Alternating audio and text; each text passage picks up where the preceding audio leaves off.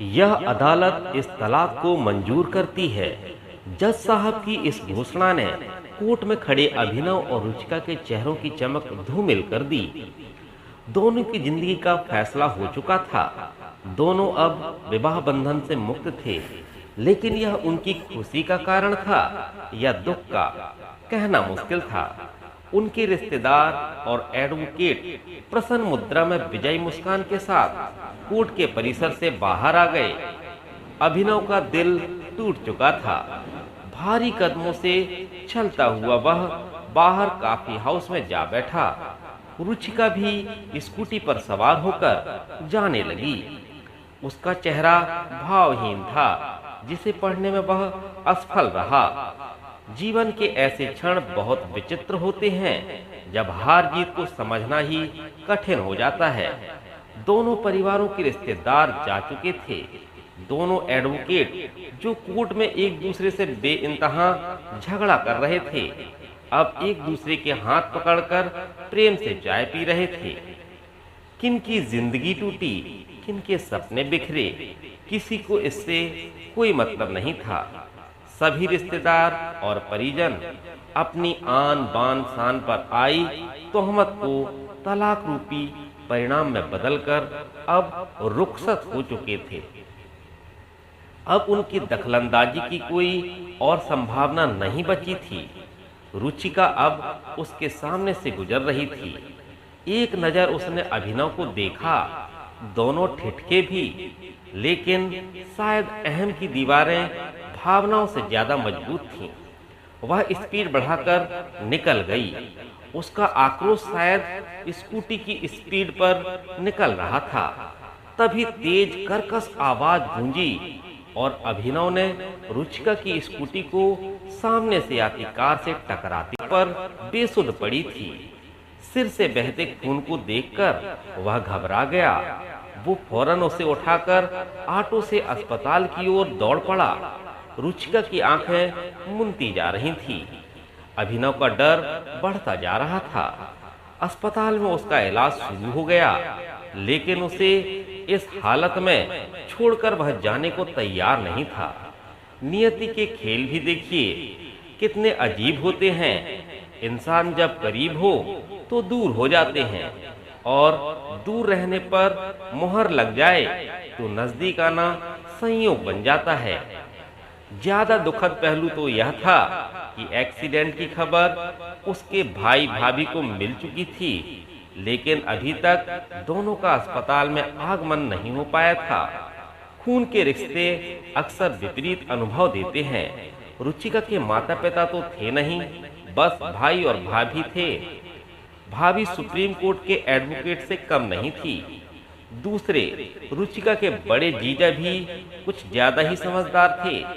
हकीकत यह थी कि पीहर में उन दोनों की ही चलती थी, जिनकी सोच में भावनाओं से ज्यादा जोड़ तोड़ के कारनामे छुपे होते थे। रुचिका को होश आ गया था। वह असमंजस भाव से बोली, आप यहाँ क्यों? मुझे यहाँ नहीं होना चाहिए था। दुखी स्वर में अभिनव बोला, आप जीत गए, मैं हार गई। इस शादी से मुक्त हो गया। एक चरित्रहीन महिला के साथ यहाँ आपको और समय बर्बाद नहीं करना चाहिए। अभिनव, रुचिका प्लीज पहले अपने आप को देखो। मैं क्रिमिनल, नालायक, दहेज का लोभी, तुम्हें टार्चर करने वाला। अब तुम मुक्त हो गई मुझसे। स्वतंत्र रहो, जैसा मन करे खुशियों को महसूस करना। अब रुचिका ने कोई जवाब नहीं दिया। कुछ समय ऐसे ही निस्तब्धता में निकल गया। फिर धीमे स्वर में बोली, पैर का ऑपरेशन नहीं करवाया ना आपने? नहीं, अब दर्द महसूस नहीं होता मुझे। अभिनव शांत स्वर में बोला, क्यों? मैंने कसम दिलाई थी अपनी, वो तो मान लेते। मुझे ऑपरेशन से भी बड़ा काम करना था रुचिका। आप कब समझोगे? अपने लिए भी जीना सीखो, सबका ख्याल लेकिन खुद का। उदास रुचिका ने वाक्य अधूरा छोड़ दिया। नहीं, अगर ख्याल रखता तो तुम्हें यूं न खोता। एक हारा हुआ इंसान हूं मैं। ऐसा नहीं कहते अभिनव, शायद मेरी नियति ही ऐसी थी। माहौल बहुत गंभीर। अभिनव रुचिका की आंखों में आए आंसू को पोंछ रहा था।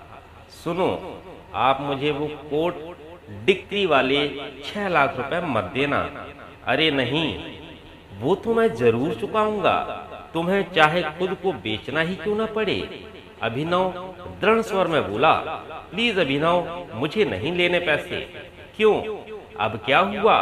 कोर्ट में तो तुम्हारा वकील मुझे असक्षम साबित करने पर तुला था, तुम्हारा ख्याल रखने में नाकाबिल। अभिनव के स्वर में आक्रोश उभर रहा था। मुझे अब आत्मनिर्भर बनना है, कोई रख रखाव, कोई जिम्मेदारी किसी और की नहीं। रुचिका गंभीर हो गई। नहीं रुचिका, तुम पैसे ले लेना, मैं नहीं चाहता तुम अब दर बदर की ठोकरें खाओ। भैया भाभी के आगे हाथ फैलाओ। रुचिका का चेहरा मुरझा गया। अभिनव ने उसकी दुखती रग पर हाथ रख दिया था। कितना भी दिखावा करे, लेकिन हकीकत यही थी। उसकी आंखों से अश्रुधारा बहने लगी। तभी डॉक्टर चेकअप के लिए आ गए। अभिनव उनसे रुचिका की हालत जानने के लिए बेकरार था। डॉक्टर ने मीठी झिड़की देती हुए कहा, मिस्टर, अपनी वाइफ का ख्याल रखो, बच गई आज वरना। अभिनव को समझ नहीं आ रहा था कि वो क्या बोले। पिछले 2 साल से तो दोनों अलग अलग रह रहे थे। तलाक की पहल रुचिका की ओर से हुई थी। इसमें उसकी भाभी और जीजा की मुख्य भूमिका थी, जिनकी सोच अभिनव से कभी मेल नहीं खाई। सच तो यह था कि वह आज भी उसे दिल से चाहता था।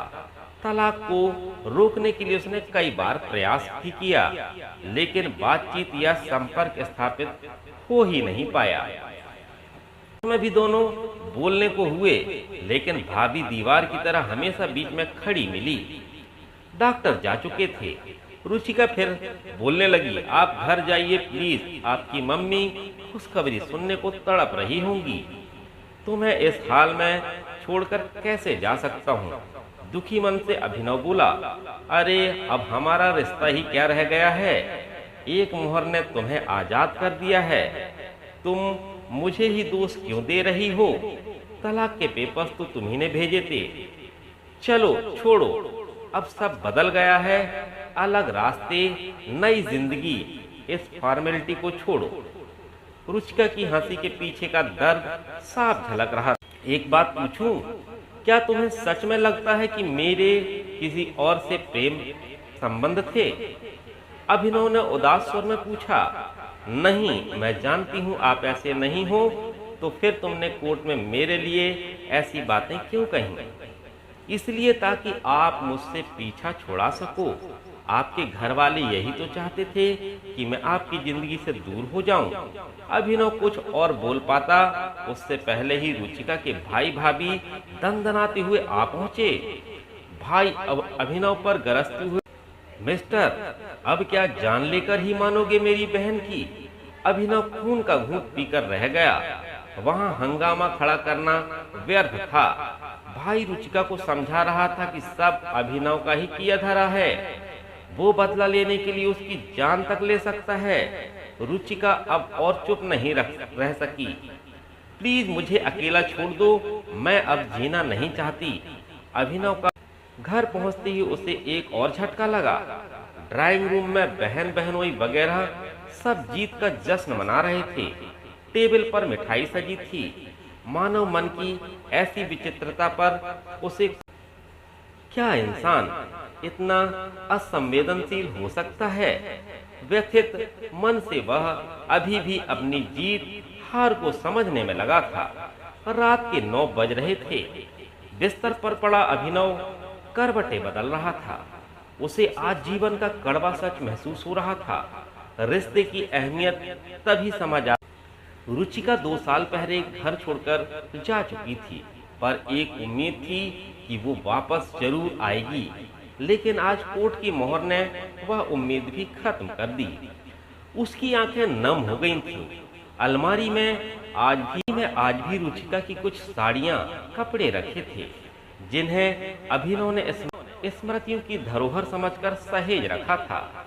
रुचिका का अक्स अब जहन से हटने को तैयार नहीं था।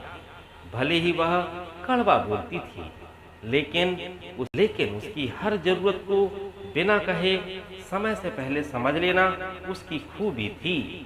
नींद कोसों दूर थी। उसे बीते 5 वर्षों का घटनाक्रम याद आने लगा। बिना माँ बाप की रुचिका का रिश्ता आते ही घर में भूचाल आया था, लेकिन उसकी फोटो ने अभिनव का दिल जीत लिया था। सुंदर, सुशील और जमाने की 27 सी दबी छुपी छवि को अभिनव ने आंखों ही आंखों में पढ़ लिया था। जब वह उसे देखने गया, तब गंभीर मूरत की तरह बैठी रुचिका की आंखों ने बहुत कुछ बयां कर दिया था। उसमें अन्य लड़कियों जैसा उमंग और जोश नजर नहीं आया था। उसके एक कथन, आपको जीवन में मुझसे कभी कोई शिकायत नहीं मिलेगी, ने अभिनव का दिल जीत लिया था। इस एक पंक्ति ने ही शादी का फैसला कर दिया था। ससुराल में रुचिका ने अपने वायदे को पूरी तरह निभाया, लेकिन शायद परिस्थितियों के साथ अम्मा गाहे बगाहे से उसे कोसने से बाज नहीं आती। फिर जब छोटी बहू अमीर घराने से आ गई, तो रुचिका का जीवन और कठिन हो गया। अभिनव के पास कोई स्थायी रोजगार नहीं था, जबकि छोटा भाई सीए बन चुका था। भाई की बड़ी आमदनी ने अभिनव को बड़े से छोटा बना दिया और रुचिका को और ज्यादा महत्वहीन। वह टूटती चली गई। 3 साल ऐसे ही किचकिच में बीत गए और एक दिन अभिनव की अनुपस्थिति में उसके भाई और जीजा उसे पीहर छोड़ गए। अब बात मान सम्मान और अहम में फंस गई। जिन्हें अपने जीवन का फैसला करना था, वो अन्य लोगों के अभिमान में उलझ कर रह गए। अभिनव ने पहल की, लेकिन सामर्थ्यहीन होकर उसने भी घुटने टेक दिए। रुचिका शायद इतनी निराश हो चुकी थी कि अब ससुराल में उसे कोई उम्मीद की किरण नहीं दिख रही थी। अचानक मोबाइल की घंटी बजी। स्क्रीन पर रुचिका का नाम डिस्प्ले हुआ। अभिनव ने तपाक से कॉल रिसीव किया। रुचिका भर्राई आवाज में बोल रही थी, भैया ने बहुत गलत कहा आपके लिए, उनकी तरफ से मैं माफी मांगती हूँ। छोड़ो ये सब, कैसी तबीयत है अब? कौन है तुम्हारे पास अस्पताल में? अभिनव ने पूछा।